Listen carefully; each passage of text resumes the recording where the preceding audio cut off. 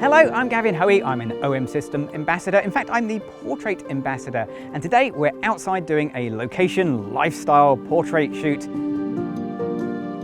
We've got this wonderful setup, which is in my back garden. The idea is it's going to be a warm winter camping feel. At least that's what I'm trying to achieve in the photos. Now, in order to really make this work in quite a small space, I've got a few important bits of kit. Let's start with the camera. So today I'm using the OM System Olympus EM1X and a couple of lenses. I've got the 25mm and the 45mm, and these are both f1.2 lenses. Now that's really important because we're about an hour away from sunset. Once that sun goes down, we're not going to have much light to work with, and I'd like to use as much ambient light as possible to get my photos. The 1.2 aperture will let lots of light through, hopefully keep my shutter speed nice and fast without really pushing the ISO too hard, but we'll see as we go along. Okay, I think the first thing to do is get the fire going. I think they've done that already, in which case I'm going to go take some photos.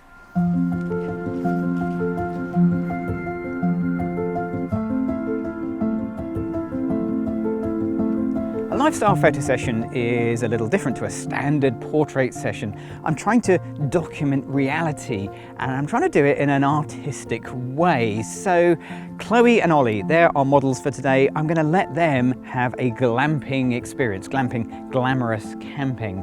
And I'm going to guide them, but it's going to be in a very light touch way. There's not going to be any posing. I'm not going to bring in my own lighting. I want this to feel as natural as possible.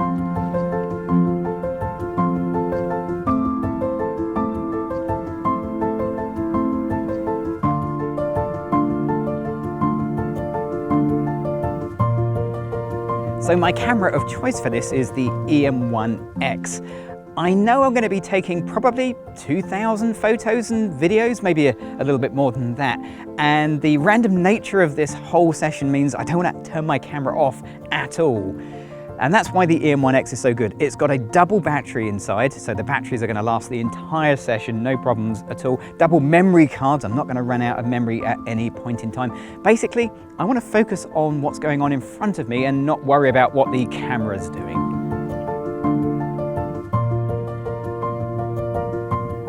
The lighting is changing really rather fast, so I'm working in aperture priority mode. I've set the camera to wide open f1.2 auto ISO, and the camera is just doing everything else for me. I'm just getting on with the photography.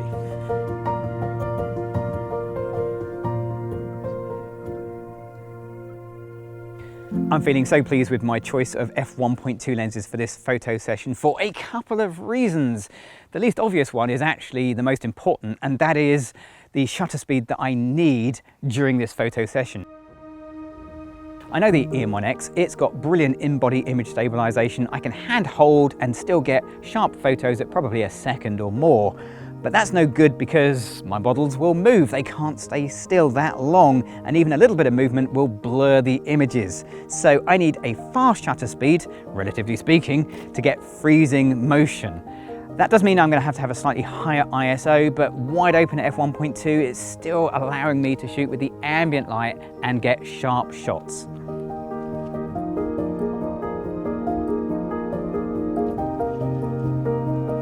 And then of course there's depth of field. Obviously, if I'm opening my aperture up to f1.2, I'm going to get the shallowest depth of field possible. But of course, depth of field is also reliant on other things like subject distance and focal length. So the 25 and the 45mm focal length f1.2 lenses, those are the best choice here because I'm getting lovely separation, lovely areas of blur, and if you're taking advertising type photos, those blurry areas are perfect for putting text over the top.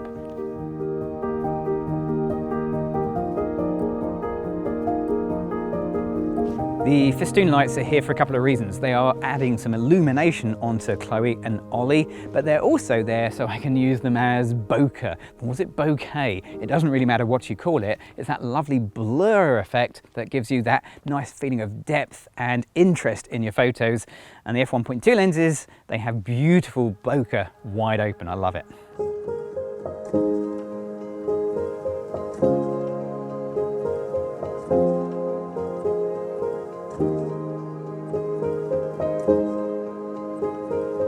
To be honest, it's probably getting a bit too dark now, but I need to take a few more photos.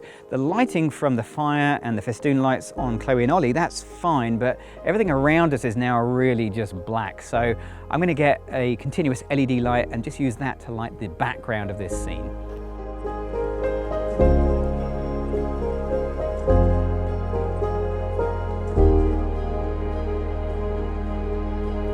And I think that's basically it. The fire has been great. Chloe and Ollie have toasted marshmallows, drunk coffee and been brilliant models. And I think I'll just finish off with a quick word about the post-processing that I'm going to do to these images.